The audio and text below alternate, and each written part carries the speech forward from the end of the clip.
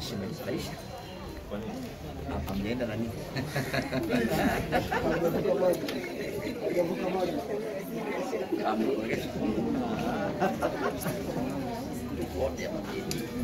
Mebaki kati mkubwa.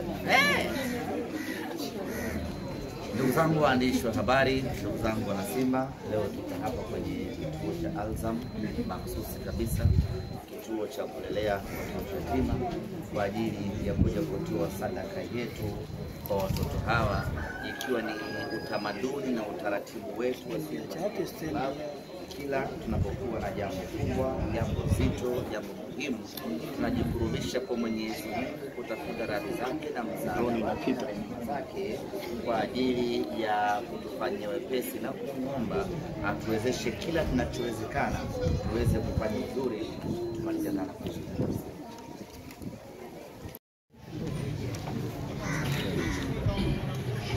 zangu waandishi wa habari, zangu wana Simba, leo tuko hapa kwenye kituo cha kulelea watoto yatima, kituo cha Alzam ambacho kiko Temeke Pile, Dar es Salaam, kwa ajili ya kutoa sadaka yetu, ikiwa ni kwanza ni utamaduni na utaratibu wetu ambao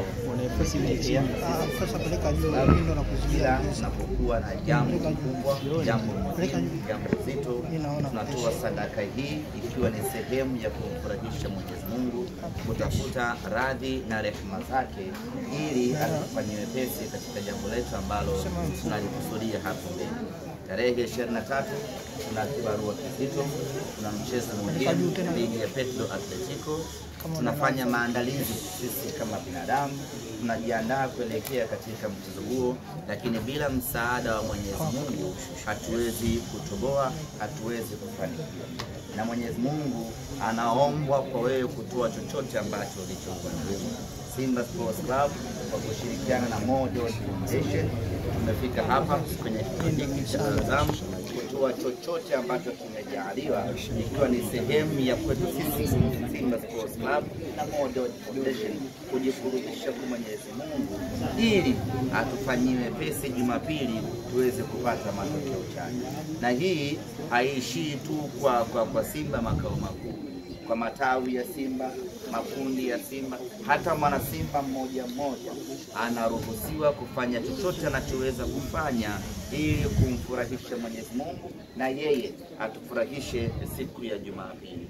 Una chochote mfukoni mwako, toa sadaka, weka nia yako Mwenyezi Mungu, natoa sadaka hii, naomba timu yangu ya Simba Jumapili tupate ushindi.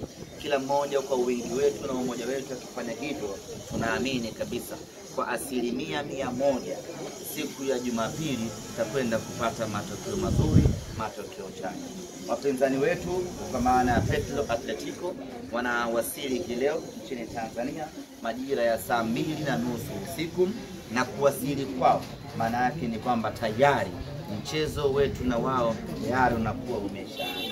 Kesho watafanya mazoezi katika dimba la Benjamin Mkapa ambayo yatakuwa ni mazoezi yao ya kwanza na ya mwisho, na baada hapo tutaamkia uwanjani siku ya Jumapili kwenda kupigania alama 3.